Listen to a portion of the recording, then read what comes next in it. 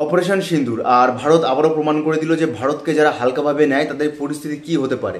আর আজকে কিন্তু আমরা সবাই স্বচক্ষে দেখলাম যে পাকিস্তানের কি অবস্থা করেছে ভারত। আর আজকে মে মাসের 7 তারিখ আর গতকাল ছিল যে 6 তারিখ। আর 6 তারিখে কিন্তু ভারত সরকার ঘোষণা করেছিল যে মক ড্রিল। আর এই মক ড্রিল কিন্তু ছিল একটা কৌশল যে পাকিস্তানকে নাস্তানাবুদ করার জন্য। আর এই কৌশলে কিন্তু ঠিক পাকিস্তান পা দেয়। আর পাকিস্তান এদিকে পুরোপুরি রেডি ছিল যে যুদ্ধ হবে, এই হবে, এন হবে, তেন হবে, কিন্তু আদৌ কিছু নাই, এটা কিন্তু একটা কৌশল ছিল।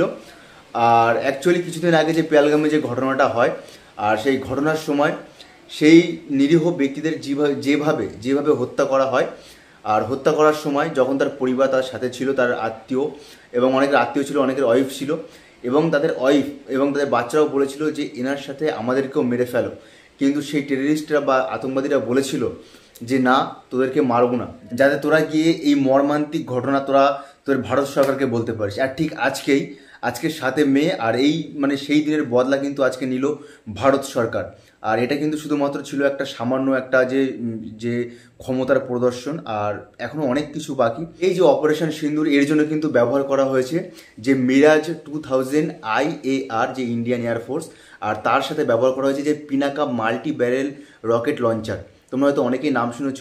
আর কেন্দ্রীয় যে রক্ষামন্ত্রী, সেই রক্ষামন্ত্রীর যে তথ্য অনুসারে যে পাকিস্তানের নখানা কিন্তু যে আতঙ্কবাদীর ঘাঁটি, সেই নখানা আতঙ্কবাদীর যে ঘাঁটি আছে সেগুলো কিন্তু পুরোপুরিভাবে ধ্বংস করা হয়। এমনকি যাতে পাকিস্তানের সাধারণ মানুষ এবং যে সেনাপ্রধান বা যারা সেনারা আসে তাদের যাতে ক্ষতি না হয়, সেই জন্য যাতে পুরোপুরি আতঙ্কবাদীদের ঘাঁটিতে যাতে অ্যাটাক করতে পারে, সেই জন্য কিন্তু যে স্যাটেলাইট ইমার্জারি আর এমনকি হিউম্যান সিগন্যাল ইন্টেলিজেন্ট ব্যবহার করা হয়, যাতে সাধারণ মানুষের কোনো ক্ষতি না হয়। সবার প্রথমে অ্যাটাক করা হয় যে পাকিস্তানের রাওয়ালপিন্ডি যেখানে আছে, আর এটাকে কিন্তু বলা হয় যে লস্করি তাইবার যে প্রশিক্ষণ কেন্দ্র।